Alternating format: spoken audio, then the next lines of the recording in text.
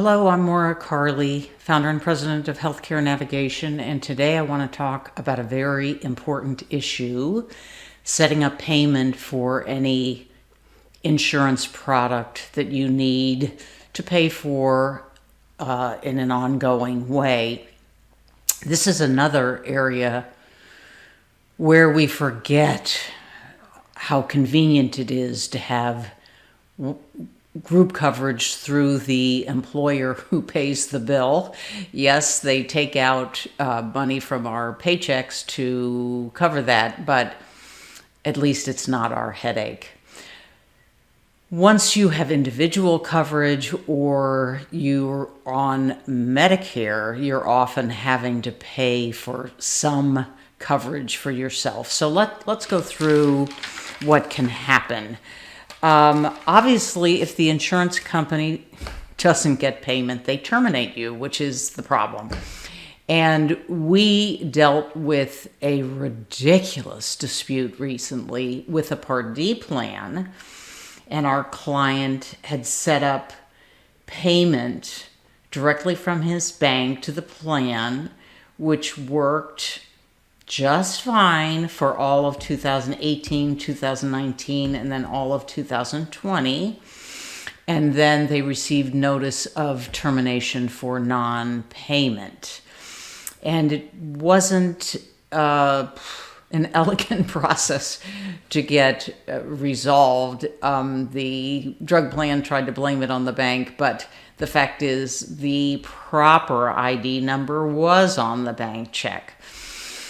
And our former client has been reinstated, but it brings up the subject, how is the best way to handle this? So let's discuss that and the pros and cons. So probably the safest way to handle it is setting up auto debit with the insurer through your bank.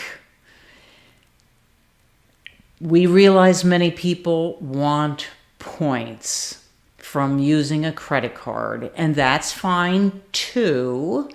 However, credit cards get canceled, and you've just got to be on top of that to make sure that's all redone should your credit card be canceled. So we think those are probably the two most reliable methods of paying for insurance products. And then, of course, you can set up payment through your bank so that the bank sends out a check, or you can still write a check, but we think those are less preferred. Certainly when checks are written, they can be lost in the mail. And I don't remember what bill it was, but I had a payment lost in the mail, but fortunately I got prompt notice that I was overdue and the check never cleared. But I think the following year, one of my neighbors brought over a Talbot's or LL Bean catalog with my payment inside. So it obviously never got to its intended destination. Now, if you're on Medicare and taking Social Security, your Part B and your income indexed component of B and D, if you're on that, will just be taken out of your Social Security payment, and you have your choice of whether or not to pay the Part D plan directly. We think that's actually wise in case you need to change plans in the future. Better to have control of that yourself than to rely on Social Security. We've just learned through the pandemic that certain things are just more challenging for different organizations when so many workers are working remotely. So pay attention to this issue. Of course, there's a grace period for coverage when the insurer has not received your payment timely.